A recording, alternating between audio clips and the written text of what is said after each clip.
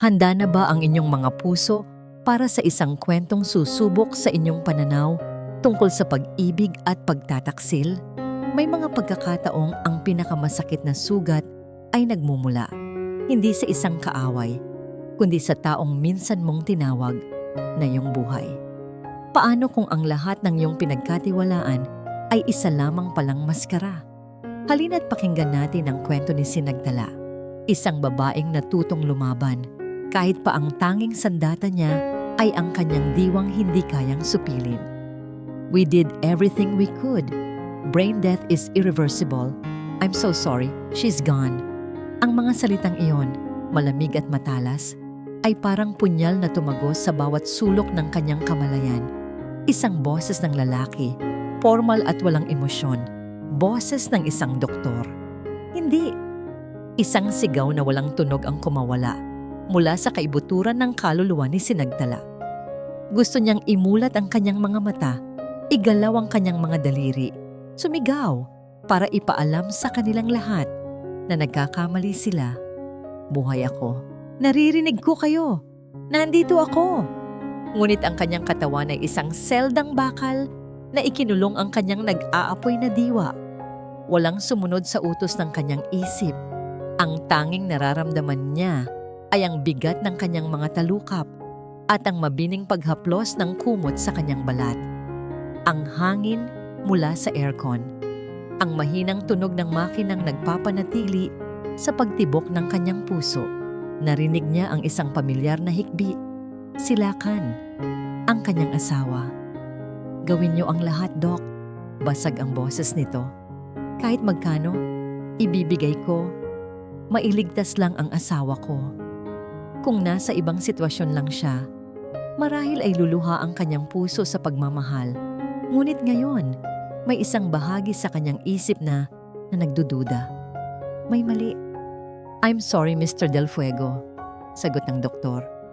All we can do now is to keep her on life support. But you have to understand, this is just a machine breathing for her. Maya-maya pa'y naramdaman niya ang pag-alis ng doktor. Ang naiwan na lamang sa silid ay ang amoy ng antiseptiko at ang dalawang taong pinagkatiwalaan niya ng kanyang buong buhay, ang kanyang asawang si Lakan at ang biyenan niyang si Dayang Soledad. Ano na ang gagawin natin, Lakan? Mahinang tanong ni Dayang. Ang boses nito ay hindi na naglalaman ng anumang pagkukunwaring lungkot. Malamig ito, tulad ng sahig ng ospital. Hanggang kailan natin siya pananatilihing ganito? Isang pabigat na lamang siya sa atin. Pabigat? Ulit ng isip ni Sinagtala. Ako, pabigat? Konti na lang, Mama, sagot ni Lakan. Ang boses na minsan ay nanghaharana sa kanya ay ngayoy puno ng kalkulasyon. Kailangan nating hintayin ang tamang panahon. Kapag nakuha na natin ang insurance at kapag nailipat na sa pangalan ko ang lahat ng ari-arian niya, saka natin siya pwedeng palayain. Parang binuhusan ng nagyayelong tubig ang buong pagkatao ni Sinagtala. Ang bawat salita ay tumatagos sa kanyang pandinig. Nililason ang bawat alaala ng pagmamahal na minsan niyang pinaniwalaan. Insurance, ari-arian, ito ba ang halaga niya? Dapat siguraduhin mong walang magiging problema sa abogado ng pamilya nila, sabi ni Dayang. Alam mo namang mas matalino pa sa kuwago ang matandang Bayani Aguinaldo na yon. Nakausap ko na siya, Mama. Akala niya ay nagluluksa ako. Hindi niya alam. Matagal ko nang plinano ang lahat ng ito. Isang halakhak ang kumawala kay Lakan. Isang halakhak na puno ng tagumpay at kasamaan. Ang halakhak na yon ang tuluyang sumira sa puso ni Sinagtala. Gusto niyang magwala. Gusto niyang bumangon at sampalin ang mukha ng lalaking pinangakuan niya ng habambuhay. Biglang bumukas ang pinto ng kanyang isipan. Isang alaala ang lumitaw. Ang araw ng kanilang kasal. Nakasuot siya ng puting bestida at sa kanyang harapan ay si Lakan, nakangiti habang isinusuot ang singsing sa kanyang daliri. Sa hirap at ginhawa, mamahalin kita. Bulong nito noon. Kasinungalingan, isang mainit na likido ang gumulong mula sa gilid ng kanyang mata. isang luha. Ang tanging pisikal na katibayan ng sakit na kanyang nararamdaman. Alis muna ako, Mama. May tatawagan lang ako sa labas. Paalam ni Lakan. Narinig niya ang mga yabag nito papalayo at ang pagsara ng pinto. Ilang sandali pa, kahit mahina, ay dinig na dinig niya ang boses nito sa hallway. Nagbago ang tono nito. Naging malambing, puno ng pananabik. Hello, babe. Oo, ako to. Miss na kita. Si Marikit. Ang pinsan niya. Ang matalik niyang kaibigan. Ang babaeng itinuring niyang kapatid. Malapit na, mahal ko. Konting tiis na lang, magiging atin na ang lahat. Oo. Pagkatapos nito, wala nang hahadlang sa atin. Tayong dalawa na lang. I love you. Sa puntong yon, mas gugustuhin pa ni Sinagtala na totoong namatay na nga lang sana siya. Ang sakit ng katotohanan ay mas matindi pa sa kamatayan. Narinig niya ang muling pagbukas ng pinto. Ang mga yabag ni Lakan na bumabalik. At may isa pang pares ng yabag na kasama nito. Isang pares ng takong na pamilyar sa kanya. Isang halimuyak ang lumutang sa hangin. Ang pabangong siya mismo ang nagregalo kay Marikit noong huling kaarawan nito. Ang bango ng pagkakaibigang inakala niyang totoo. Hey! Salamat naman at tayo na lang. Wika ni Marikit. Ang boses niya ay walang bahid ng anumang pag-aalala. Puno ito ng pagkainip. Akala ko ay hindi naaalis ang doktor na yon. Naramdaman ni Sinagtala ang paglapit nito sa kanyang kama. Kahit hindi niya nakikita, alam niyang nakatayo ito ngayon sa kanyang paanan. Tinitingnan siya na parang isang bagay na nakakasagabal. Tingnan mo nga naman, patuloy ni Marikit. May halong pang-uuyam sa kanyang boses. Parang anghel kong matulog. Mukhang payapang-payapa. Hindi niya alam. Halos isumpa na natin siya para lang matapos na to. Marikit! Tumigil ka! Saway ni Lakan. Ngunit mahina ang kanyang boses. Walang kapangyarihan. Baka may makarinig sa'yo. Sino? Siya? Tumawa si Marikit. Isang tawang kasing lamig ng yelo. Lakan, huwag kang ang duwag. Sabi ng doktor. Wala na yan. Halaman na lang. Ang tanging hinihintay na lang natin ay ang paghila sa plug. Hayop ka, Marikit. Hayop kayong lahat. Gustong isigaw ni Sinagtala. Ang bawat hibla ng kanyang pagkatao ay nagnanais na gumalaw, na manlaban. Ngunit wala siyang magawa, kundi ang makinig.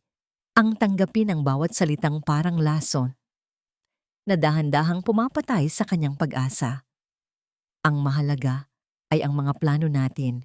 Sabat ni Dayang, ang boses niya ang nagpapatahimik sa dalawa.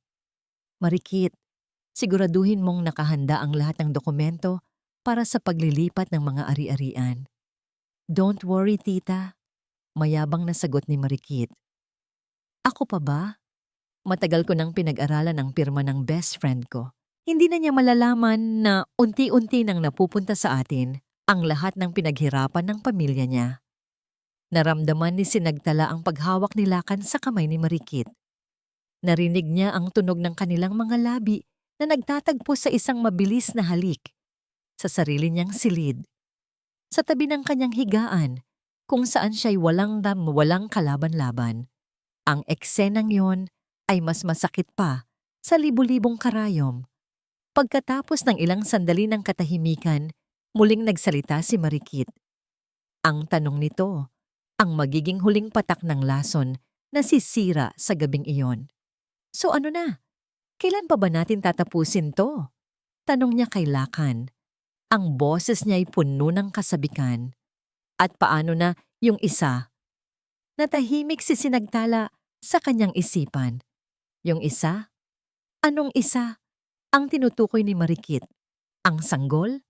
Pero ligtas ang anak niya, di ba? Nasa nursery ito. Isang malusog na babae, ang kanyang si Dalisay, ang kanyang pag-asa. Sino o ano ang isa? Ang tanong ay umalingaw-ngaw sa madilim na silid ng kanyang isipan. Isang misteryong mas nakakatakot pa sa banta ng kamatayan. Yung isa, ang tanong ni Marikit, ay parang isang matulis na pako na bumaon sa isipan ni Sinagtala. Paulit-ulit itong umalingaw-ngaw sa gitna ng katahimikan, naghahanap ng kasagutang kinatatakutan niyang malaman. Sino ang tinutukoy niya? Anong sikreto pa ang itinatago ng mga taong ito sa kanya? Ano bang sinasabi mo, Marikit? Ang boses ni Lakan ay naglalaman ng bahagyang pag-aalala. Hinaan mo ang boses mo. Relax ka lang, Lakan. Walang ibang nakakarinig. Sagot ni Marikit. At naramdaman ni Sinagtala ang pag-upo nito sa gilid ng kanyang kama. Ang bigat ng katawan nito sa kutsyon ay isang paalala ng kanyang karumal-dumal na presensya. Ngunit ang biyenan niyang si Dayang Soledad ang sumagot sa tanong. At ang kanyang mga salita ay mas malamig pa sa hanging nagmumula sa aircon. Ang tinutukoy ni Marikit ay ang kapatid ni Dalisay. Parang huminto ang pag-ikot ng mundo ni Sinagtala. Ang mahinang pagtibok ng makina na sumusubaybay sa kanyang puso ay tila naging isang malakas na dagundong sa kanyang pandinig. Kapatid? Paano nangyari yon? Malinaw ang sinabi ng doktor. Isang malusog na sanggol na babae. Isa lang. Iyon ang sinabi nila. Maingat ka sa mga pananalita mo, Marikit. Babala ni Dayang. Kahit pa isa na lamang siyang gulay, hindi natin alam. This hospital has ears. Huwag kayong mag-alala, tita. Mayabang na tugon ni Marikit. Everything is going according to our plan. Hindi ba't ito naman talaga ang plano mula sa simula? Kahit noong nasa sinapupunan pa lang sila ni Sinagtala, ang bawat salita ay isang piraso ng isang palaisipan na dahan-dahang nabubuo sa isip ni Sinagtala at ang larawang lumalabas ay isang imahe ng purong kasamaan. Kambal. Nagdalantaos siya ng kambal. Ang sakit at pagkalito ay biglang napalitan ng isang damdaming mas malakas. Galit. Isang nag-aalab na galit na nagmula sa kaibuturan ng kanyang pagiging ina. Ang batang si Dalisay, pagpapatuloy ni Dayang, ang boses niya ay tila isang hukom na naglalabas ng sentensya. Siya ang magiging susi sa yaman. Siya ang legal na tagapagmana. Ang kapatid niyang si Himig. Huminto ito sandali na para bang ninanamnam ang bawat salita. Siya ang solusyon sa mga utang natin. Himig. Isang napakagandang pangalan. Isang pangalan na hindi man lang niya narinig. Isang pangalan na ninakaw sa kanya. Nakausap ko na ang kliyente, sabi ni Marikit. Handa na sila sa oras na makuha natin ang package. Malinis ang transaksyon. Walang makakaalam na nag-exist ang pangalawang bata. Magkano ang alok nila? Tanong ni Lakan, ang boses niya ay puno ng kasakiman. Ang lalaking minahal niya ay nagtatanong kung magkano ang presyo ng sarili niyang anak. Mga demonyo. Ang sigaw ni Sinagtala sa kanyang isipan ay nagpayanig sa kanyang buong diwa. Mga hayop kayo, sa isang iglap, nawala ang lahat ng kanyang pagnanais na mamatay na lang. Ang kadiliman ay napalitan ng isang nag-uumapaw na liwanag. Ang liwanag ng isang inang handang gawin ang lahat para sa kanyang mga anak. Ang kanyang katawan ay maaaring nakakulong, ngunit ang kanyang isipan ay malaya. At sa isipang iyon, siya ay isang leona. Handang pumatay para protektahan ang kanyang mga supling. Hindi ako mamamatay. Hindi ako pwedeng mamatay. Kailangan kong mabuhay. Para kay Dalisay. At para kay Himig. Biglang bumukas ang pinto. Agad na natahimik ang tatlo. Isang pamilyar at malumanay na boses ang narinig ni Sinagtala. Sir Lakan, Ma'am Dayang, oras na po para sa gatas ni Baby Dalisay. Si Yaya Alonsina. Ang matapat niyang yaya. Pumasok si Alonsina habang tulak-tulak ang isang maliit na crib. Narinig ni Sinagtala ang mahinang pag-unggot ng kanyang anak. Isang tunog na nagbigay ng kakaibang lakas sa kanyang puso. Sige, Alonsina. Iwan mo na lang siya dyan pagkatapos. Utos ni Dayang, ang boses niya ay may mabilis na bumalik sa pagkukunwaring pagiging isang nag-aalalang lola. Opo, ma'am. Naramdaman ni Sinagtala ang paglapit ni Alonsina sa kanyang tabi. Inilagay nito ang bassinet malapit sa kanyang kama. Narinig niya ang mahinang pag-awit ni Alonsina ng isang lumang hele, isang kantang madalas awitin ng kanyang ina noong siya'y bata pa. Tulog na, aking mahal. Nandito lang si nanay. Sa gitna ng kasamaan na bumabalot sa silid, ang boses ni Alonsina at ang presensya ng kanyang anak ay isang sagradong espasyo ng pagmamahal at kalinisan. Ang amoy ng baby powder ay humalo sa hangin, nilalabanan ang laso ng kasakiman na kanina pa niya nalalanghap. Ito ang kanyang unang sinag ng pag-asa. May isang tao sa silid na nasa panig niya, kahit pa hindi nito alam ang buong katotohanan. Matapos ang ilang minuto, narinig niyang muling nagsalita si Alonsina. Ayan, busog na ang prinsesa. Napakabait na bata. Inayos nito ang kumot ng sanggol at bumulong, nandito lang si Yaya para sa'yo at para sa mami mo. Umalis si Alonsina at muling bumalik ang mabigat at nakakalasong katahimikan sa silid. Naghintay sila ng ilang sandali bago muling nagsalita. Siguraduhin mong hindi masyadong malapit ang Yaya na yan kay Sinagtala, wika ni Dayang. Masyadong matanong. Ngunit hindi na sumagot si Marikit o si Dayang. Ang pinto ay muling bumukas at pumasok si Lakan na tila may mahalagang balita.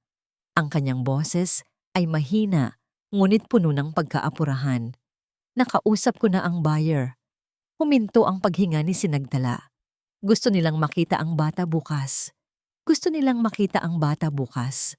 Ang mga salita ni Lakan ay parang isang sentensya ng kamatayan para sa maliit na anghel na hindi pa man niya nakikita. Bukas, ganoon na lamang kabilis, ganoon na lamang kadali para sa kanila na ipamigay ang isang buhay, isang piraso ng kanyang puso. Isang nag-aalab na apoy ang biglang sumiklab sa loob ni Sinagtala. Tinupok ang lahat ng bakas ng pagiging biktima. Ang takot ay nariyan pa rin, ngunit ngayon ay may kasama na itong determinasyon. Isang determinasyong bakal na mas matibay pa sa rehas ng kanyang katawan. Hindi ako papayag. Kung ang isip niya lang ang gumagana, gagawin niyang sandata ang kanyang isip. Kung ang pandinig niya lang ang natitira, gagawin niyang espiya ang kanyang mga tainga. Ngunit hindi iyon sapat. Kailangan niya ng paraan para makalabas. Kailangan niya ng paraan para makipag-ugnayan sa mundo. Isinara niya ang kanyang kamalayan sa mga boses ng mga halimaw na nakapaligid sa kanya. Hindi na niya pinakinggan ang kanilang mga bulungan tungkol sa pera at mga plano. Sa halip, ipinuon niya ang lahat ng kanyang lakas, bawat hibla ng kanyang pagkatao, sa isang solong layunin. Gumising ka, katawan ko. Makinig ka sa akin. Pinili niya ang isang target. Ang kanyang kanang hintuturo, ang daliring isinusuot niya ng singsing na sagisag ng mga sirang pangako. Galaw, iniutos niya sa kanyang isip. Inilagay niya ang lahat ng kanyang galit, lahat ng kanyang pagmamahal para sa kanyang mga anak, sa utos na yon. Walang nangyari. Gumalaw ka. Muli niyang sigaw sa kanyang sarili. Inalala niya ang mukha ni Lakan, ang tawa ni Marikit, ang malamig na tingin ni Dayang. Ginamit niya ang puot bilang panggatong. Wala pa rin. Ang kanyang daliri ay nanatiling walang buhay, isang dayuhang bagay na nakakabit sa kanyang kamay. Ang kanyang katawan ay isang traidor. Isang alon ng kawalan ng pag-asa ang nagbadyang lunurin siya. Paano? Paano siya lalaban kung ang sarili niyang katawan ay kalaban niya? Ngunit bigla, narinig niya ang mahinang pag-iyak ni Dalisay mula sa crib. Isang tunog na humila sa kanya, pabalik mula sa bingit ng pagsuko. Hindi para sa akin. Bulong niya sa kanyang isip. Para sa kanila. Para kay Dalisay. Para kay Himig. Sinubukan niya ulit. This time, hindi galit ang ginamit niya, kundi pagmamahal. Inisip niya ang pakiramdam ng pagyakap sa isang sanggol. Ang amoy nito, ang init ng munti nitong katawan. Para sa mga anak ko, gumalaw ka. Pumasok si Yaya Alonsina sa silid. Lumapit ito sa crib para patahanin si Dalisay. Ngunit ang mga mata nito ay nakatuon kay Sinagtala. May lungkot at awa sa mga mata nito. Lumapit si Alonsina sa kanya.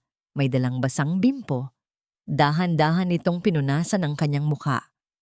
At doon, napansin nito ang isang bagay na hindi nakita ng iba. O kung nakita man ay binaliwala. Ang bakas ng tuyong luha sa kanyang pisngi.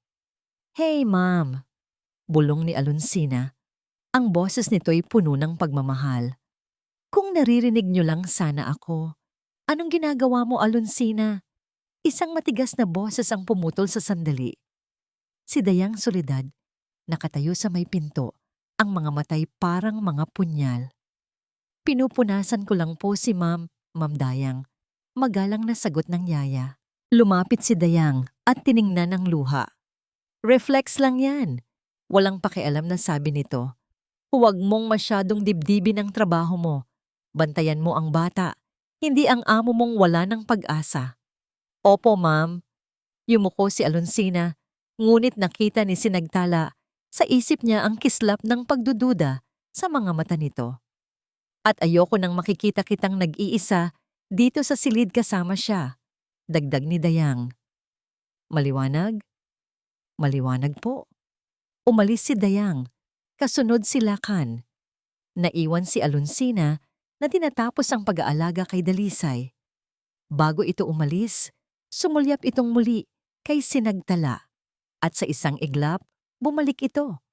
Kunwari ay inayos nito ang kumot na bumabalot kay Sinagtala. Ngunit sa ilalim ng kumot, palihim nitong hinawakan ng kanyang kanang kamay. Ang init ng palad ni Alonsina ay parang kuryenteng gumising sa natutulog na mga ugat ni Sinagtala. "Ma'am Tala," bulong nito, halos hindi marinig.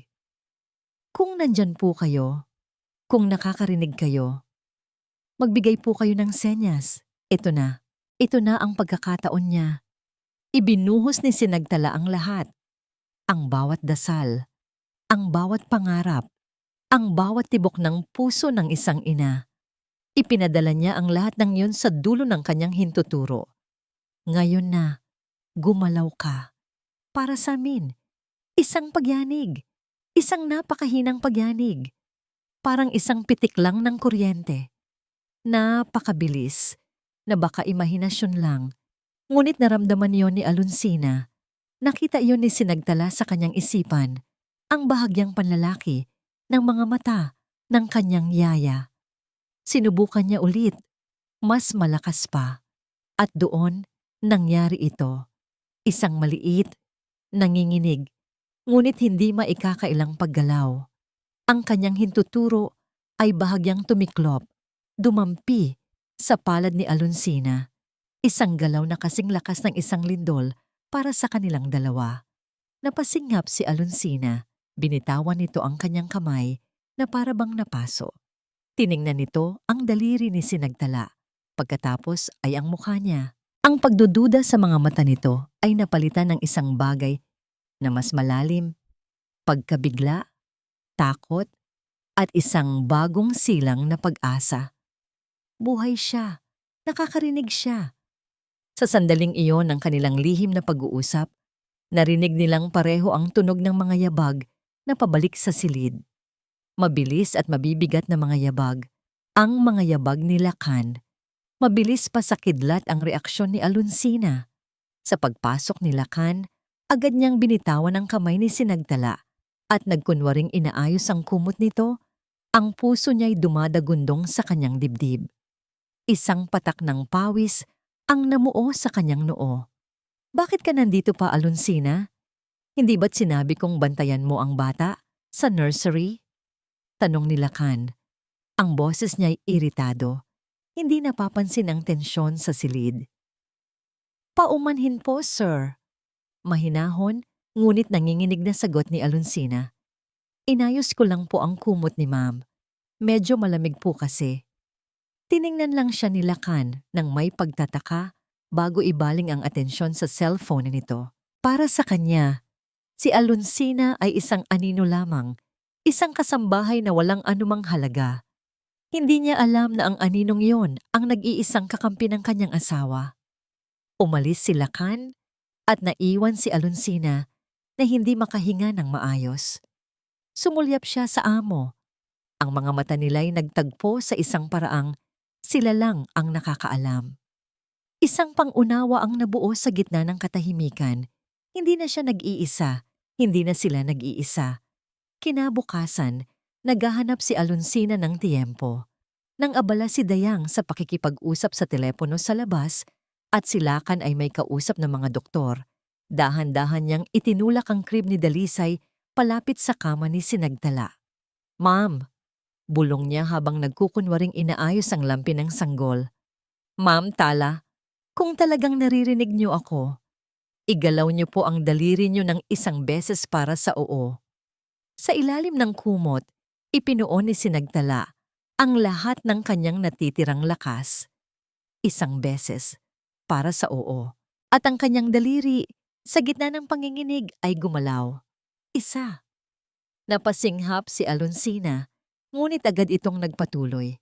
2 beses po para sa hindi. Muling gumalaw ang daliri ni Sinagtala. Isa. 2. Isang sistema ang nabuo. Isang lihim na wika sa gitna ng panganib. Sa unang pagkakataon sa loob ng maraming araw, naramdaman ni Sinagtala na siya'y taong muli, hindi isang halaman.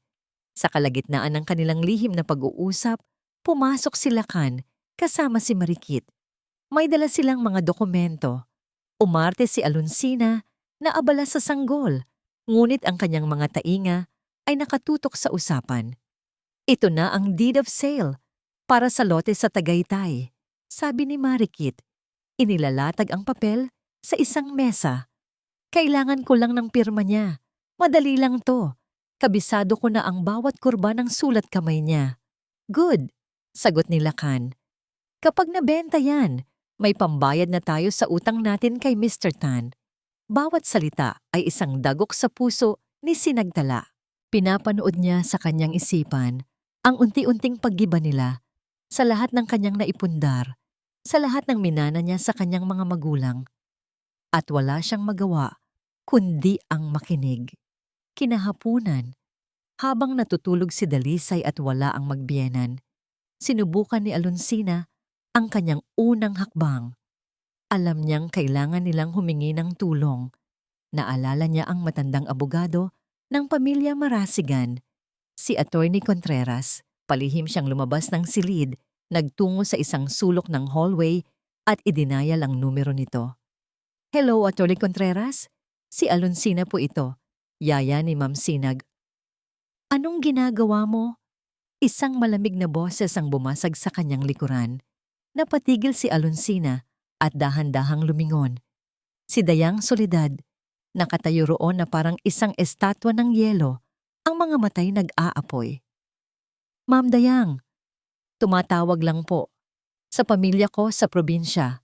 Nanginginig na palusot ni Alonsina.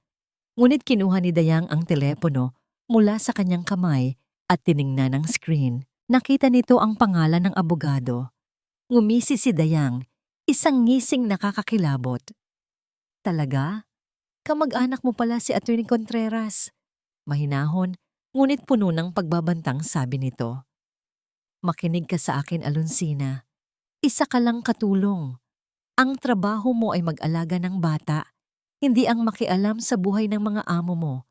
Sa susunod na makita kitang gumagawa ng bagay na hindi ko gusto, sisiguraduhin kong hindi lang trabaho ang mawawala sa'yo, kundi pati ang kapayapaan ng pamilya mo sa probinsya." Binalik nito ang telepono kay Alonsina. Maliwanag. "Oo po, ma'am." Bumalik si Alonsina sa silid na talunan. Ang pag-asa niya'y halos maubos na. Umupo siya sa tabi ni Sinagtala. Ang kanyang mga balikat ay nakakrus. Naramdaman ni Sinagtala ang bigat ng kanyang kabiguan. Alam niyang nabigo ang plano nito. Hindi sila pwedeng sumuko. Ipinikit ni Sinagtala ang kanyang mga mata sa isipan. Kailangan nila ng ibang plano. Isang taong mas malakas. Isang taong hindi kayang takutin ni Dayang. Isang pangalan ang lumitaw sa kanyang alaala. Isang pangalan na kinatatakutan sa mundo ng batas. Isang henyo. Isang mandirigma. Hinintay niyang lumapit si Alonsina para punasan ang kanyang braso. Nang dumampi ang bimpo, sinimulan niya. Tap, tap, tap, tap, tap. Nagulat si Alonsina. Tumingin ito sa daliri ni Sinagtala. Hindi ito ang senyas para sa oo o hindi. Iba ito. Paulit-ulit. Ma'am, anong ibig sasabihin niyan? Nag-focus si Sinagtala. Ipinadala niya ang imahe ng salita sa kanyang isip. Umaasang maiintindihan ng matapat na yaya. Abogado. Tap, tap, tap, tap, tap. Ba, Yani. Tap, tap, tap, tap, tap. Abogado? Bulong ni Alonsina sa sarili. Abogado? Bayani? Sa abot ng kanyang makakaya, iginalaw ni Sinagtala ang kanyang daliri. Isang beses, oo, isang bagong kislap ng pag-asa ang sumilay sa mga mata ni Alonsina.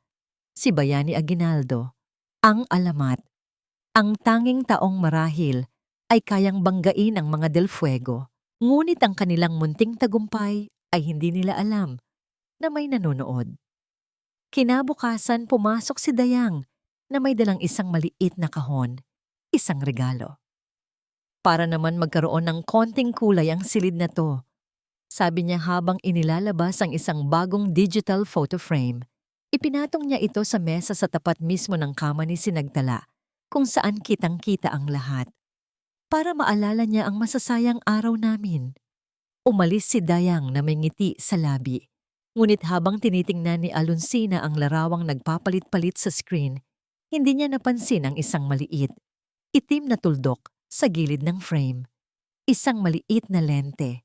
Isang matang hindi kumukurap na ngayon ay nagmamasid sa bawat galaw, sa bawat senyas, sa bawat lihim na pag-asa sa loob ng silid ng panganib.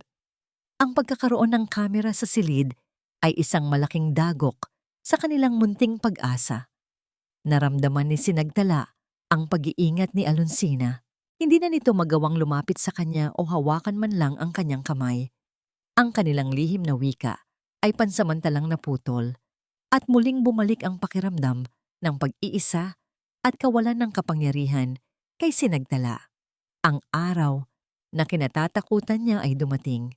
Ang araw ng pagdating ng mga buyer. Hapon noon, nang bumukas ang pinto, pumasok sila Kan at Dayang. Ang kanilang mga mukha ay nakasuot ng pekeng pagluluksa, ngunit ang kanilang mga mata ay nagniningning sa kasakiman. Kasunod nila ang isang mag-asawang nasa edad 40, disenteng manamit, ngunit may aura ng kayamanan at kapangyarihan. Mr. and Mrs. Villena, this is her. Malungkot na wika nila Kan. Ikinukumpas ang kamay patungo kay Sinagtala. My beautiful wife, Sinagtala. Villena, ang apelyidong yon ay tumatak sa isipan ni Sinagtala. Ricardo Villena, ang pinakamalaking katunggali ng kanilang kumpanya.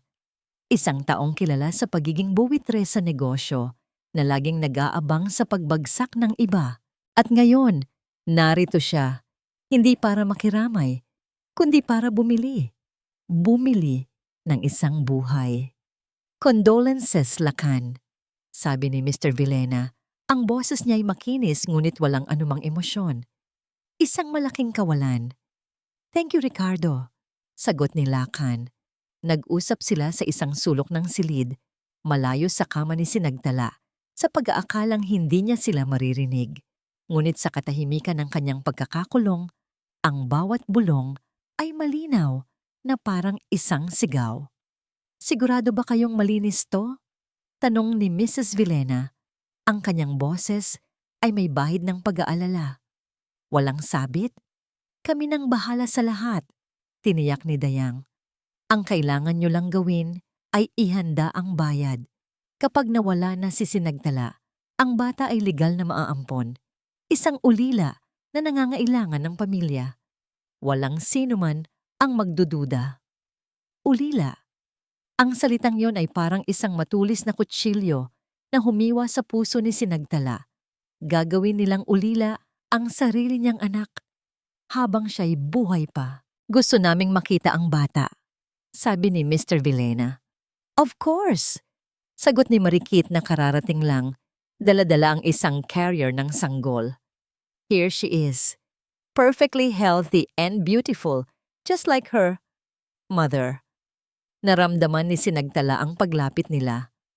Ang kanyang anak, ang kanyang si Himig, ay nasa parehong silid, kasama niya sa unang pagkakataon, ngunit hindi niya ito mayakap o masilayan man lang.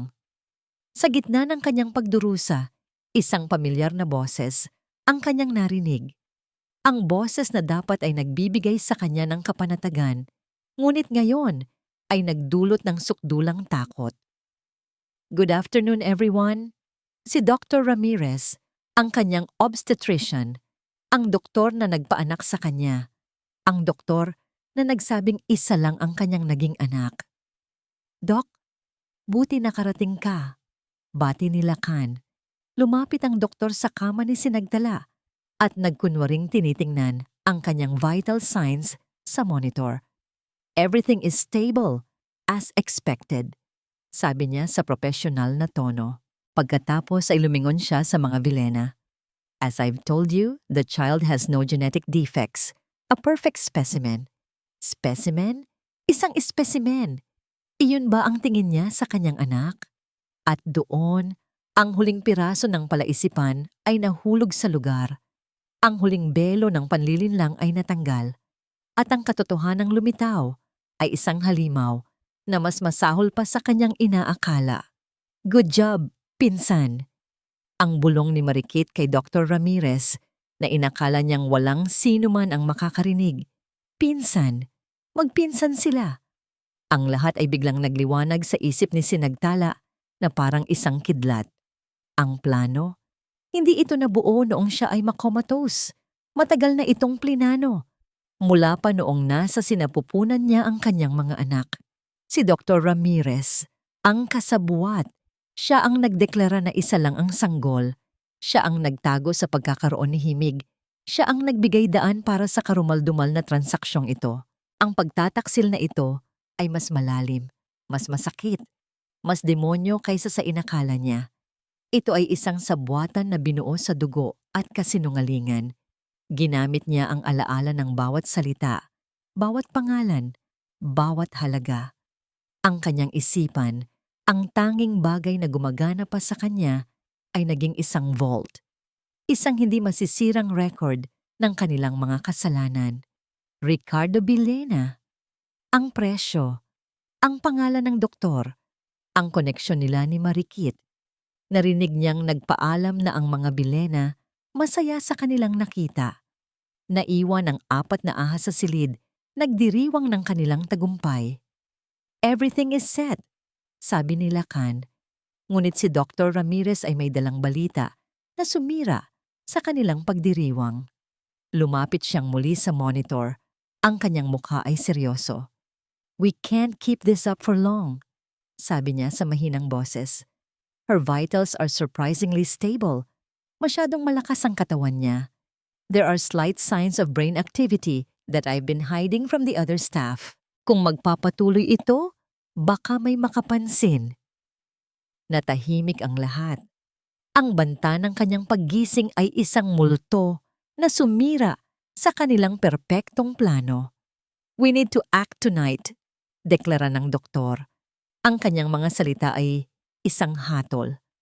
Kailangan nating itigil ang life support ngayong gabi. Ako na ang bahala sa death certificate. Sasabihin kong bumigay na ang puso niya. Walang magdududa. Ngayong gabi. Ang gabi kung kailan tatapusin na nila ang lahat. Ang gabi kung kailan kukunin na nila ang lahat sa kanya, ang kanyang buhay at ang kanyang anak. Parang pinipiga ang puso ni Alonsina habang nakikinig sa labas ng pintuan. Hindi niya sinasadyang marinig ang usapan. Ipinadala siya ni Dayang para kumuha ng mainit na tubig, ngunit sa kanyang pagbabalik, narinig niya ang boses ni Dr. Ramirez. We need to act tonight. Ang mga salitang iyon ay tumusok sa kanyang pandinig na parang mga bubog. Ngayong gabi, tatapusin na nila ang buhay ng kanyang mabait na amo. Ang bawat piraso ng ebidensya, ang pagnanakaw ng pera, ang pagtatago sa pangalawang sanggol, ang pagdating ng mga Villena, at ngayon, ang hatol ng doktor ay bumuo ng isang larawan ng kasamaang hindi niya kayang sikmurain. Alam niyang wala ng oras. Ang pagtawag sa matandang abogado ng pamilya ay bigo.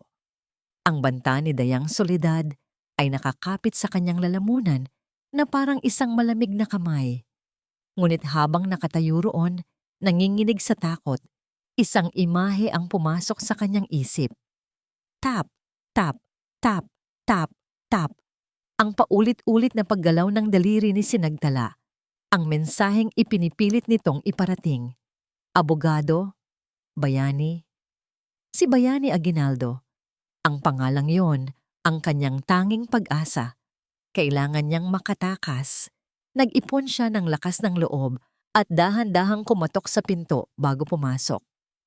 Ma'am Dayang, heto na po ang tubig ninyo, sabi niya.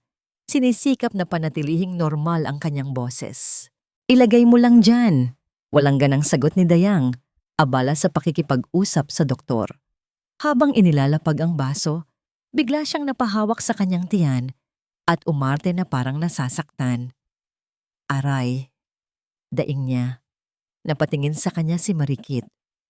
Anong problema mo? Masakit po ang tiyan ko, ma'am. Bigla na lang po sumakit, sabi ni Alonsina. Sinisiguradong kapanipaniwala ang kanyang pag-arte. Pwede po bang umuwi muna ako sandali para uminom ng gamot? Malapit lang naman po ang inuupahan ko. Tiningnan siya ni Dayang nang may pagdududa. Alam ni Alonsina na nag-iisip ito. Sinusuri kung ito ba ay isang palusot. Ngunit ang sakit ay isang bagay na hindi nito kayang patunayan o pasinungalingan. Sige, pagpayag ni Dayang pagkatapos ng ilang sandali. Pero bumalik ka kaagad. Maraming kailangang gawin dito. Opo, ma'am. Salamat po. Mabilis na lumabas ng silid si Alonsina, hindi lumingon pabalik. Habang naglalakad siya sa hallway, pakiramdam niya ay may mga matang nakasunod sa kanya. Bawat hakbang ay mabigat, ngunit hindi siya tumigil.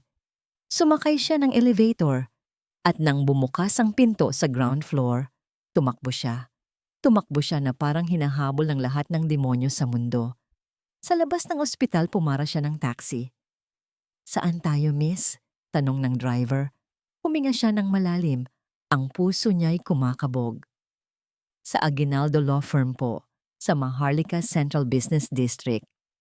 Ang biyahe ay parang isang kawalang hanggan. Bawat segundong lumilipas ay isang segundong papalapit sa kamatayan ni Sinagtala. Pagdating sa nagtataasang gusali ng Aguinaldo Law, nanginginig siyang pumasok sa malawak at malamig na lobby. May appointment po ba kayo kay Attorney Aguinaldo? Tanong ng sekretarya. Wala po, sagot niya. Pero emergency po ito. Tungkol po sa isang kliyente niya. Si Sinagtala Marasigan del Fuego. Nangunot ang noo ng sekretarya. Ngunit may nakita, marahil itong desperasyon sa kanyang mga mata. Matapos ang ilang tawag sa telepono, pinapasok siya sa opisina ng alamat. Si Bayani Aguinaldo ay isang lalaking nasa edad 50, may matalas na mga mata at presensyang pumupuno sa buong silid. Tiningnan siya nito mula ulo hanggang paa. Ano ang maitutulong ko sa iyo, miss? Alonsina po. Yaya po ako ni Ma'am Sinagtala. Ang pasyente sa Pag-asa Medical Center. I heard about the tragedy. My condolences. Formal na sabi nito. Attorney. Nagsimula si Alonsina. Nanginginig ang boses. Hindi po aksidente ang lahat. May masamang nangyayari. Pinaplano po nilang patayin si Ma'am. Tumaas ang isang kilay ni Bayani. Miss Alonsina, those are very serious accusations. May ebidensya ka ba? Doon, ibinuhos ni Alonsina ang lahat. Ikinuwento niya ang mga usapan na kanyang narinig. Ang pag-uusap tungkol sa insurance, ang pagbebenta ng ari-arian, ang pagdating ng mga Villena.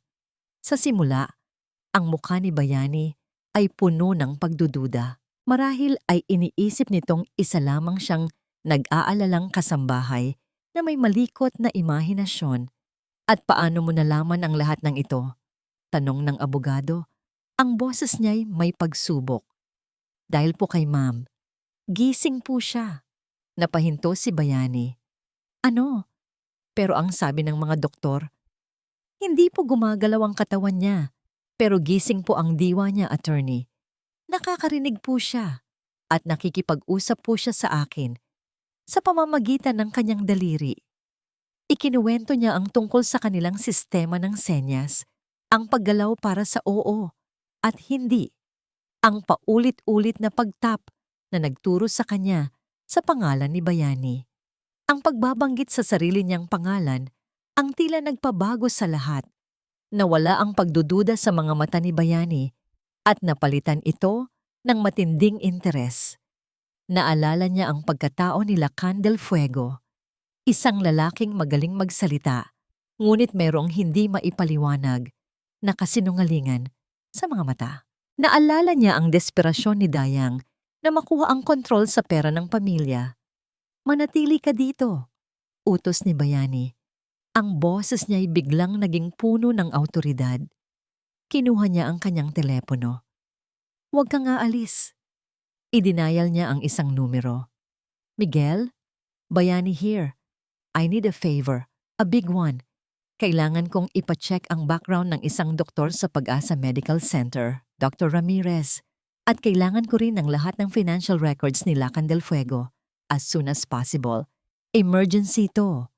Pagkatapos ibaba ang telepono, tumingin siya kay Alonsina, ang kanyang mga matay seryoso na. May kutob akong mas malaki pa ito sa inaakala natin.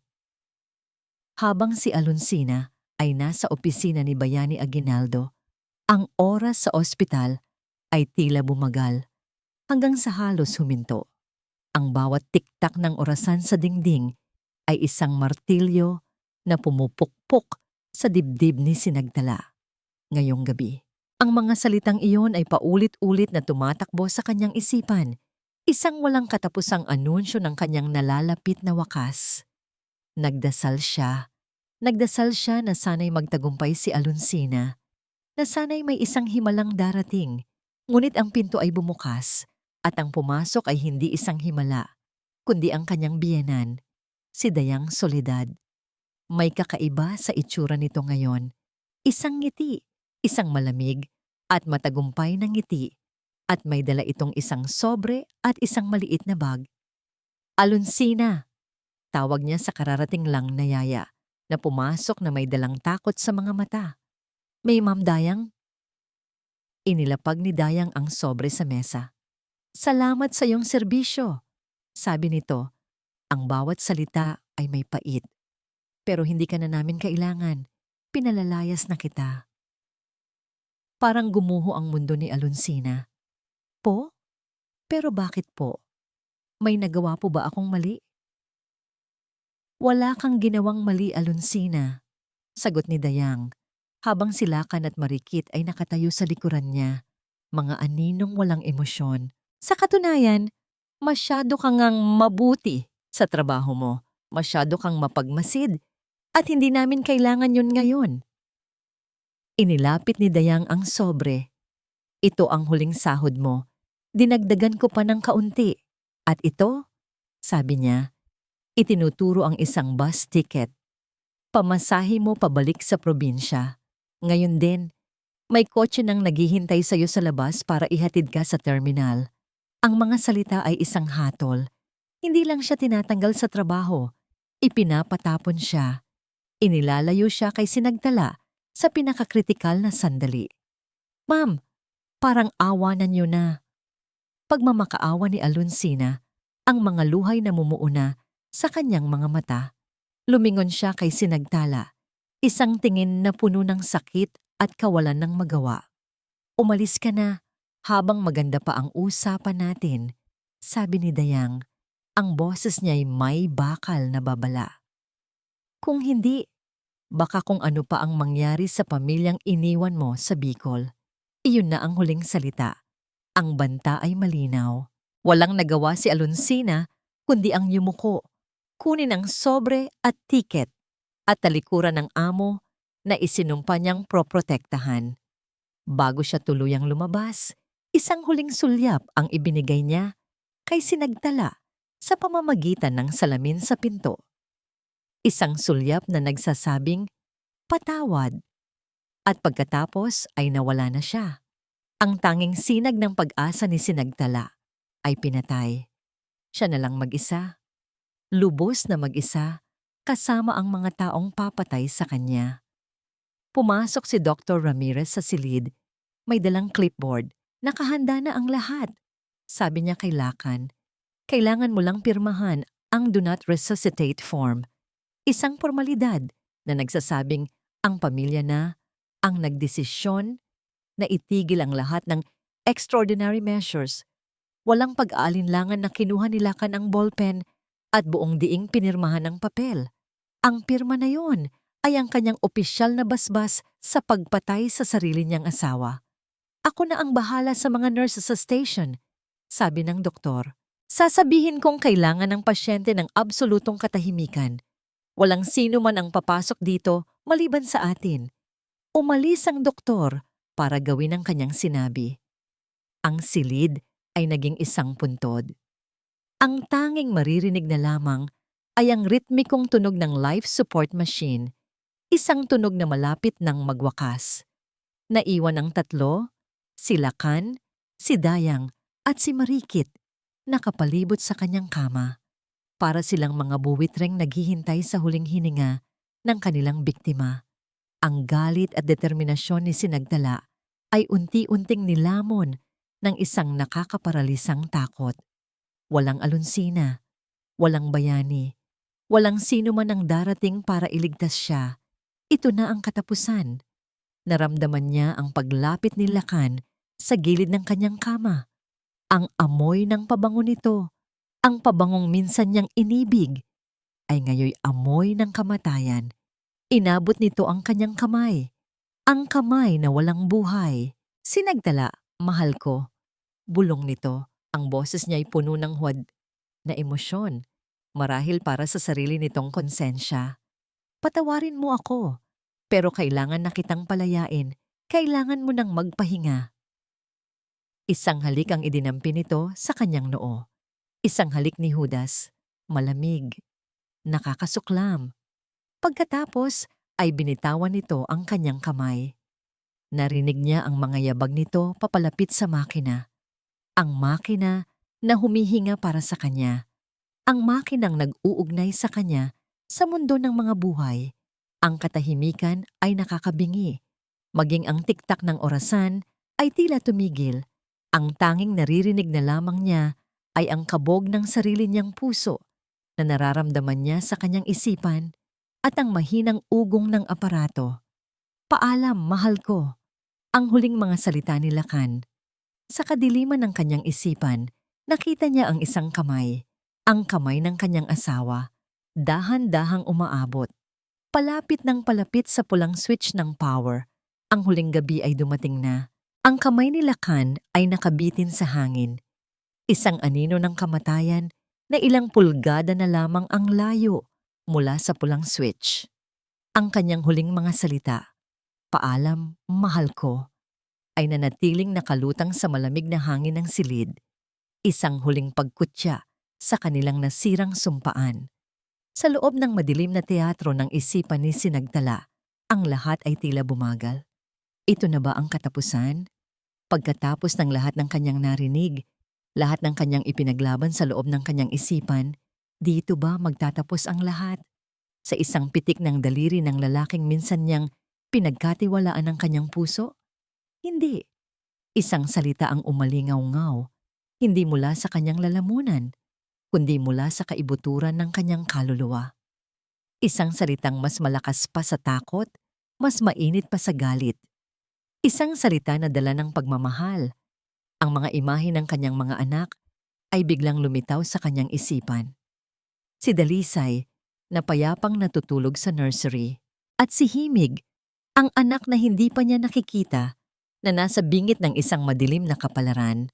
Ang dalawang mukhang iyon ang naging panggatong sa isang himalang matagal nang natutulog. Mula sa isang lugar na malalim sa loob niya, isang enerhiya ang dumaloy, isang utos ang ipinadala niya, hindi na sa kanyang daliri, kundi sa kanyang mga mata. Mulat, isang pagyanig, isang panginginig sa kanyang mga talukap.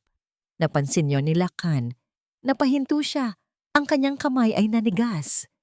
Ano yon? Bulong niya sa sarili. Mumulat ka. At sa isang iglap, na para bang sinira ang 1,000 tanikala, ang mga mata ni Sinagtala ay bumukas. Malabo sa simula. Pagkatapos ay dahan-dahang luminaw. Ang unang nakita niya ay ang kisame ng ospital.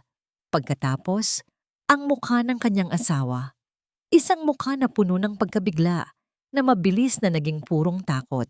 Sinubukan niyang magsalita. Ang kanyang lalamunan ay tuyo at nangangati. Isang tunog lamang ang lumabas sa simula. Isang mahinang ungol. Ngunit hindi siya sumuko. Ibinuhos niya ang lahat ng natitirang lakas. Huwag! Ang salita ay basag at mahina. Ngunit sa nakakabinging katahimikan ng silid, ito ay kasing lakas ng isang kulog. Nanlaki ang mga mata ni Lakan. Napatakip ng bibig si Marikit. Naging estatwang bato si Dayang Soledad. Tumingin si Sinagtala diretso sa mga mata ni Lakan, ang mga matang puno ng pagkakasala. Huwag mong ituloy, Lakan, sabi niya, mas malinaw na ngayon. Narinig ko ang lahat. Ang huling 3 salita ay ang bombang sumira sa kanilang mundo. Ang takot sa mukha ni Lakan ay napalitan ng desperasyon. Hindi maaari. Ngunit bago pa man siya makagawa ng anumang hakbang, bago pa man niya maituloy ang kanyang masamang balak o tumakbo para tumakas, isang malakas na kalabog ang yumanig sa pinto, bang! Bumukas ang pinto nang may malakas na puwersa. Sa bungad nito, nakatayo si Bayani Aguinaldo. Ang kanyang mukha ay seryoso at puno ng awtoridad. Sa likuran niya ay ang umiiyak ngunit matatag na si Alonsina at 2 unipormadong pulis. Para itong isang eksena mula sa isang pelikula. Ang mga kontrabida nahuli sa akto. Ang mga tagapagligtas dumating sa tamang oras. Anong ibig sabihin nito? Sigaw ni Dayang, unang nakabawi mula sa pagkabigla.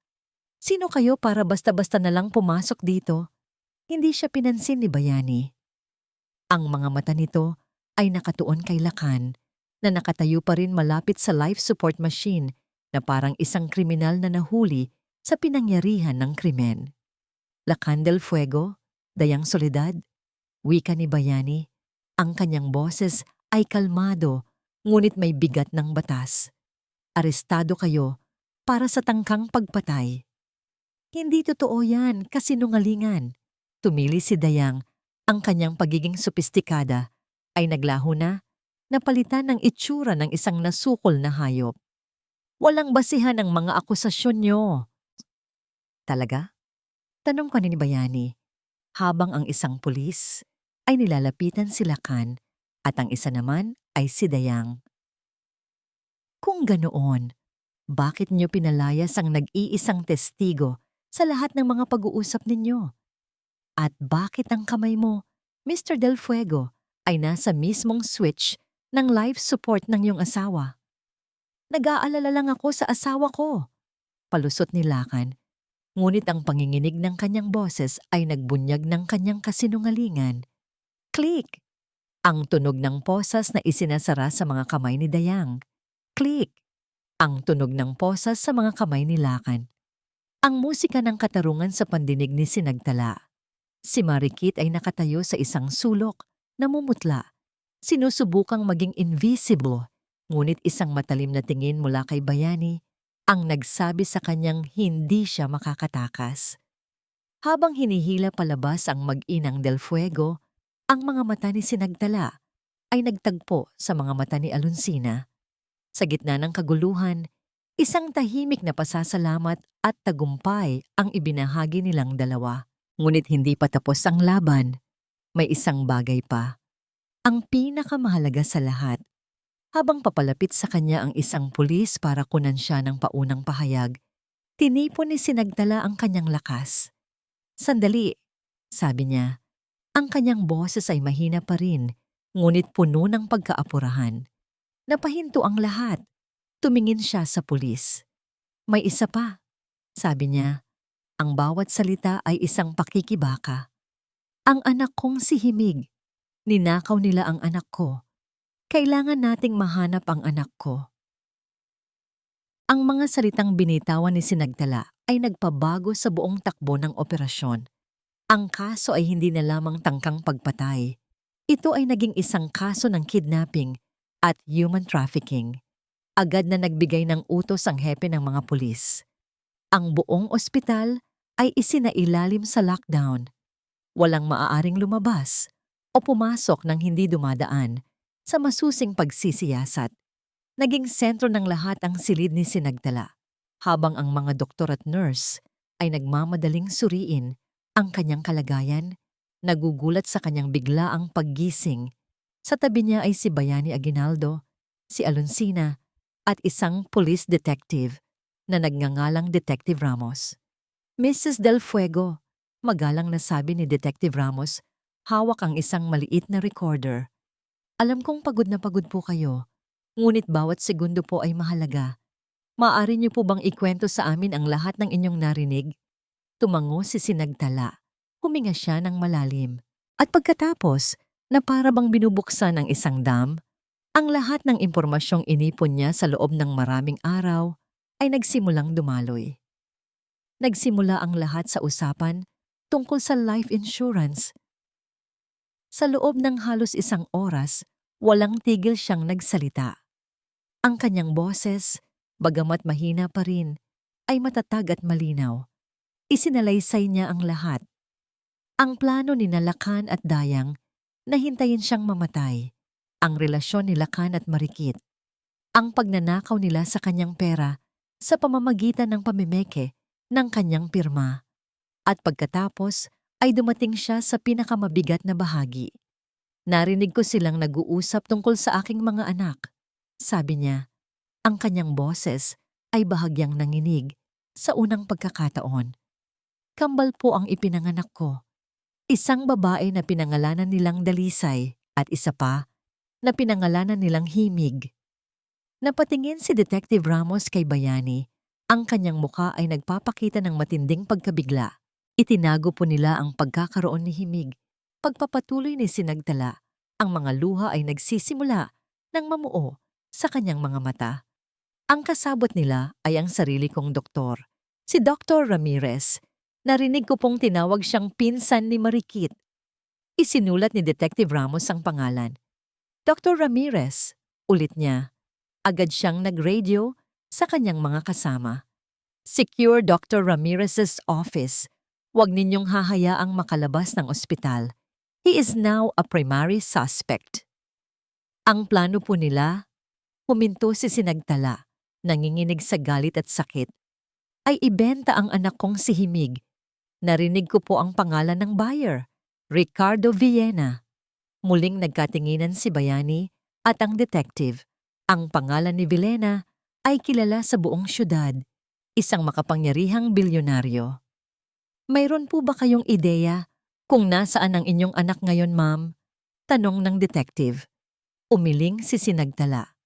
"Ang huli ko pong narinig ay dadalhin nila si Himig kay Mr. Villena. Pagkatapos nila akong patayin ngayong gabi." Samantala, sa kabilang bahagi ng ospital, ang mga plano ng mga salarin ay gumuho na parang isang kastilyong buhangin. Nahuli si Dr. Ramirez habang sinusubukang tumakas gamit ang isang service exit.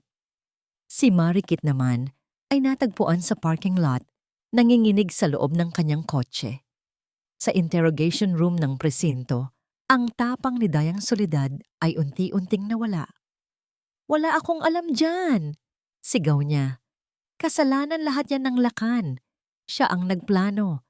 Biktima lang ako." Sa kabilang silid, si Lakan naman ay pawis na puwis. Si Mama po ang utak ng lahat. At si Marikit. Sinunod ko lang po sila. Ang kanilang pagtuturuan ay musika sa tainga ng mga investigador. Ang kanilang alyansa na binuo sa kasakiman ay madaling nasira sa harap ng kaparusahan. Sa ospital, matapos maibigay ang kanyang salaysay, si Sinagtala ay dinaluhan ng mga doktor. Ngunit ang kanyang mga mata ay laging nakatingin sa pinto, naghihintay ng balita. Bawat minuto ay parang isang karayom na tumutusok sa kanyang puso. Nasaan ang kanyang himig? Ligtas ba siya? Lumapit si Bayani Aguinaldo. Ang kanyang mukha ay seryoso. Tala, sabi niya. Ginagamit ang kanyang palayaw sa unang pagkakataon. The police have put out an alert for Ricardo Villena's vehicles. Sinusubukan din nilang i-trace ang kanyang phone. Tumango si Sinagtala. Hindi maalis ang tingin sa pinto. Si Alonsina ay nasa tabi niya. Tahimik na hinahaplos ang kanyang kamay. Nagbibigay ng lakas na hindi na kailangan ng mga salita. Maya-maya pa, ang telepono ni Bayani ay tumunog. Agad niya itong sinagot. Yes, detective? Talaga? Saan? Okay, understood. Papunta na kami. Pagkababa niya ng telepono, tumingin siya kay Sinagtala at sa unang pagkakataon, isang bahagyang nangiti ang lumitaw sa kanyang mga labi. May lead na sila, Tala, sabi niya. Sinuko ni Marikit ang lokasyon. Para gumaan ang sentensya niya, itinuro niya kung saan naghihintay ang mga Villena. Napahawak si Sinagtala sa kanyang dibdib. Ang pag-asa ay bumalik na parang isang malakas na alon. Nasaan? Nasaan ang anak ko? Nasa isang private resort sila sa Batangas. Papunta na kami doon ngayon. Ang mga sumunod na oras ay ang pinakamahaba sa buong buhay ni Sinagtala. Kahit na napapaligiran siya ng mga doktor na sumusuri sa kanyang paggaling at ni Bayani na patuloy siyang binabalitaan, ang kanyang isipan at kaluluwa ay nasa Batangas, kasama ng mga pulis na nagsasagawa ng rescue operation. Bawat tunog ng telepono, bawat yabag sa labas ng kanyang silid ay nagpapatindig ng kanyang mga balahibo. Nakaupo si Alonsina sa isang silya sa tabi niya. Ang rosaryo ay mahigpit na hawak sa kanyang mga kamay. Ang kanyang mga labi ay walang tigil sa pagbulong ng mga dasal. Sa wakas, pagkatapos ng tila isang kawalang hanggan, pumukas ang pinto. Pumasok si Detective Ramos. Ang kanyang mukha ay pagod, ngunit may ngiti. Mrs. Del Fuego, sabi niya sa malumanay na boses, may maganda po akong balita. Bumilis ang tibok ng puso ni Sinagtala. Hindi siya makapagsalita. Tanging ang kanyang mga mata ang nagtanong. Ligtas po ang inyong anak, pagpapatuloy ng detective. Naaresto na po namin ang mag-asawang Villena. Walang anumang masamang nangyari sa sanggol. Papunta na po sila dito. Isang malakas na hikbi ang kumawala kay Alonsina. Si Sinagtala naman ay napapikit at ang mga luhang kanina pa niya pinipigilan ay tuluyan ng bumuhos. Hindi na mga luha ng sakit o galit, kundi mga luha ng sukdulang pasasalamat at ginhawa. Salamat. Salamat sa Diyos. Iyon lamang ang naibulong niya. Ang paghihintay ay mas naging matindi pa. Ngayon na alam niyang ligtas ang kanyang anak, ang pagnanais na mayakap ito ay naging isang pisikal na sakit. Bawat minuto ay parang isang taon. Ipinadala ng mga doktor ang kanyang panganay na si Dalisay sa kanyang silid at sa unang pagkakataon, nahawakan niya ang isa sa kanyang mga anghel. Ngunit alam niyang hindi pa buo ang kanyang mundo. May kulang pa. At pagkatapos, dumating ang sandaling iyon. Bumukas muli ang pinto. Pumasok ang isang babaeng pulis at sa kanyang mga bisig, maingat na binalot sa isang puting kumot, ay isang munting sanggol. Natahimik ang buong silid. Maging ang tunog ng mga makina ay tila humina. Ang lahat ng mga mata ay nakatuon sa maliit na kimpal ng himala. Dahan-dahan, lumapit ang babaeng pulis sa kama ni Sinagtala. Maingat nitong inilipat ang sanggol mula sa kanyang mga braso patungo sa naghihintay na mga braso ng isang ina. Nang unang dumampi ang mainit na katawan ng sanggol sa kanyang balat, isang kuryente ng pagmamahal ang dumaloy sa buong pagkatao ni Sinagtala. Napakaliit nito, napaka-perpekto. Tiningnan niya ang mukha ng kanyang anak. Kamukhang kamukha ito ni Dalisay, ngunit may sarili itong angkin na ganda. Ang maliliit nitong mga labi, ang mahahabang pilik mata, ang maitim na buhok. Hinaplos niya ang malambot nitong pisngi gamit ang kanyang daliri. Himig! Bulong niya, at sa unang pagkakataon, nabigyan niya ng tunog ang pangalang matagal nang nabubuhay lamang sa kanyang isipan. Anak ko, ang aking himig. Ang sanggol, na tila nakilala ang boses na narinig nito mula pa sa sinapupunan, ay bahagyang gumalaw at nagmulat ng mga mata. Tumingin ito diretso sa kanya. At sa sandaling iyon, ang lahat ng sakit, lahat ng pagtataksil, lahat ng kadiliman ay naglaho. Ang natira na lamang ay ang dalisay at walang kapantay na pag-ibig sa pagitan ng isang ina at ng kanyang anak. Inilagay ng isang nurse si Dalisay sa kabilang braso ni Sinagtala. Doon, sa unang pagkakataon, magkasama na ang tatlo. Ang kanyang dalawang bituin, ang kanyang dalawang hininga, ang kanyang dalawang dahilan para mabuhay at lumaban. Dalisay. Himig, sabi niya habang hinahalikan ang ulo ng bawat isa. Nandito na si Mami. Hindi nahahayaan ni Mami na may manakit pa sa inyo. Pangako. Si Bayani Aguinaldo, Detective Ramos, at maging ang mga nurse na naroon sa silid ay tahimik na nanonood. Ang kanilang mga mata ay nababasa ng luha. Saksi sila hindi lamang sa isang muling pagsasama, kundi sa isang tagumpay. Ang tagumpay ng liwanag laban sa dilim, ng pag-ibig laban sa kasakiman. Habang yakap-yakap ang kanyang mga anak, tumingin si Sinagtala kay Alonsina na lumuluha sa isang sulok. Itinaas niya ang kanyang kamay. Yaya, tawag niya. Lumapit si Alonsina. Salamat, sabi ni Sinagtala. Ang kanyang boses ay puno ng pasasalamat na hindi kayang ilarawan ng mga salita. Utang ko sa iyo ang buhay namin. Umiling si Alonsina. Ginawa ko lang po ang tama. Ma'am, para po sa inyo at para sa mga batang ito. Sa mga susunod na araw, ang silid sa ospital ni Sinagtala ay naging isang santuaryo. Puno ito ng mga bulaklak, mga lobo, at higit sa lahat, ng mga tawa at iyak ng dalawang malulusog na sanggol. Ang balita tungkol sa kanyang milagrosong paggising at sa karumaldumal na krimen ay kumalat na parang apoy. Ngunit sa loob ng 4 na sulok ng kanyang silid, ang tanging mahalaga ay ang paghilom. Isang hapon, ilang linggo pagkatapos ng lahat, pumasok si Bayani Aguinaldo, hindi na bilang isang abogadong nagtatrabaho, kundi bilang isang kaibigan. May dala itong isang folder. Kumusta na ang mga kliyente ko? Nakangiting tanong niya, tumutukoy sa kambal. Malakas at malikot, sagot ni Sinagtala. Isang tunay na ngiti ang nakapinta na sa kanyang mga labi. Umupo si Bayani. May kailangan kang malaman, Tala, sabi niya. Ang kanyang tono ay naging seryoso. Habang iniimbestigahan namin ang mga bank accounts ni Lacan, may natuklasan kami. Hindi lang pala ang personal mong pera ang ninanakaw niya. Ibinigay niya ang folder kay Sinagtala. May kinalaman ito sa totoong estado ng kumpanya ng pamilya mo.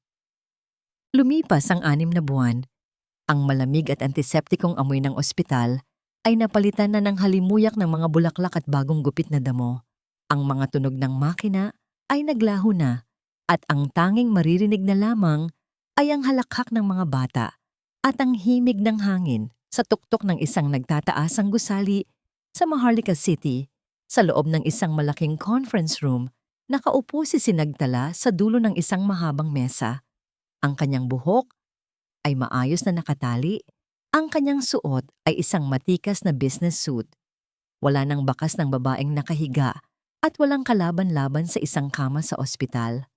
Sa kanyang harapan ay ang mga board members ng Marasigan Corporation, Mga lalaki at babaeng mas matatanda sa kanya. Ngunit lahat sila ay nakikinig ng may paggalang. "The numbers are clear, gentlemen," sabi ni Sinagtala. Ang kanyang boses ay kalmado, ngunit puno ng awtoridad, habang itinuturo ang isang graph sa malaking screen. Ang mga utang na iniwan ng dati kong asawa ay halos magpalubog sa kumpanya. Ngunit sa tulong ng bagong financial strategy na ipinapatupad natin, we are not just recovering, we are growing stronger. Isang matandang board member ang umubo. "With all due respect, Miss Marasigan, ang projection na ito ay masyadong optimistiko. Hindi ito optimismo, Mr. De Joya." Putol ni Sinagtala. Tinitingnan ito diretso sa mata. "It is confidence. Confidence in the company my father built and confidence in my leadership. Ang panahon ng kadiliman ay tapos na. Isang bagong liwanag ang sisikat para sa Marasigan Corp. Walang sino man ang nangahas pang sumagot. Tumango na lamang sila. Sa babaeng nasa harapan nila, nakita nila hindi lamang ang nag-iisang tagapagmana, kundi isang tunay na leader na isinilang mula sa apoy. Pagkatapos ng pulong, habang naglalakad palabas, tinanggal ni Sinagtala ang kanyang blazer. Ang CEO ng kumpanya ay naglaho at ang natira ay isang ina na sabik ng umuwi sa kanyang mga anak. Ang kanyang bagong tahanan ay malayo sa ingay ng syudad. Isang bahay na may malawak na hardin na tinawag niyang ang munting hardin ni inay. Doon, sinalubong siya ng dalawang maliliit na figura na masayang gumagapang sa malambot na damo sa ilalim ng maingat na pagbabantay ni Alonsina. "Mommy!" Sigaw ng dalawang maliliit na boses, bagamat hindi pa perpekto ang pagkakabigkas. Bumaba si Sinagtala sa damuhan at dinipa ang kanyang mga braso. Gumapang papalapit sa kanya sina Dalisay at Himig. Ang kanilang mga mukha ay puno ng ngiti. Niyakap niya sila ng mahigpit, nilalanghap ang kanilang matamis na amoy. Ito ang kanyang tunay na yaman.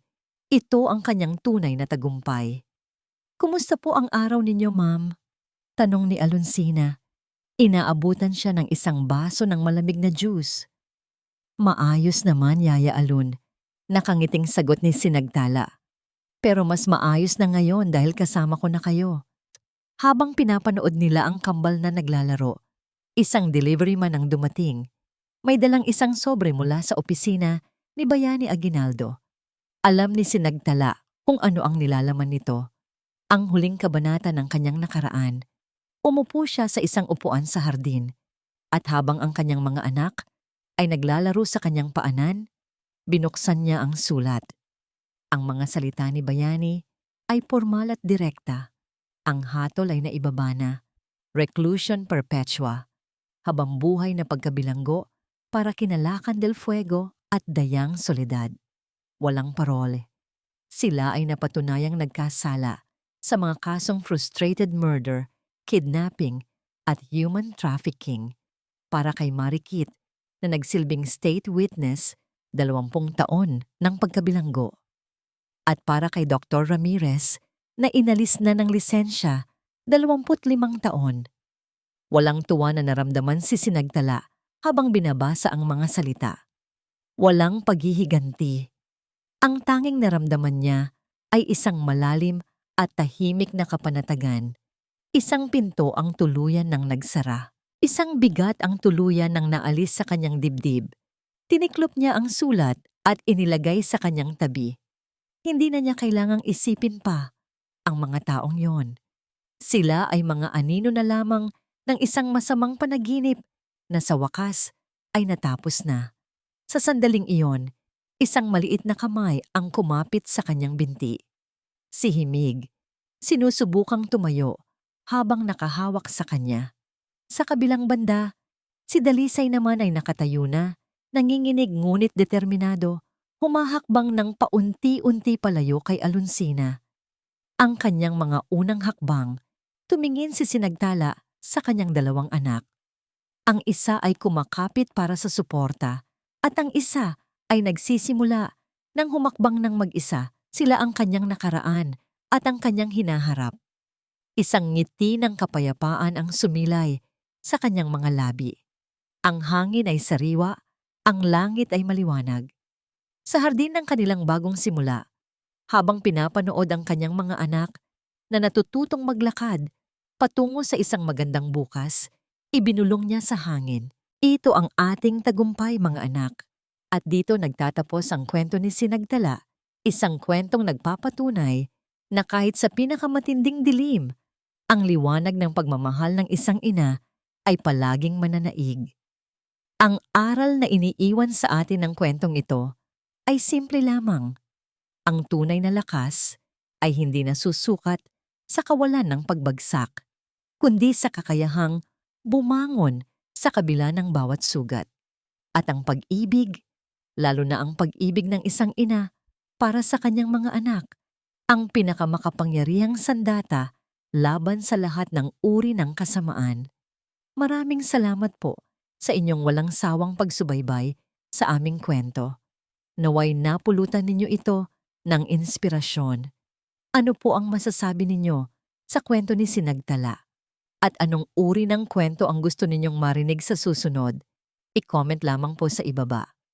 Ang inyong mga saloobin ay mahalaga sa amin. Hindi dito nagtatapos ang ating paglalakbay. Marami pa pong kwentong kasing ganda at mas puno ng aral dito sa aming channel. Kung nagustuhan nyo ang kwentong ito, i-like, i-share sa pamilya at mga kaibigan, at mag-subscribe na rin para lagi kayong updated sa mga susunod pa naming kwento. I-click nyo ang notification bell para kayo ang unang makarinig kapag may bago kaming upload. Pagpalain po kayo ng Panginoon, kayo at ang inyong buong pamilya. Hanggang sa muli!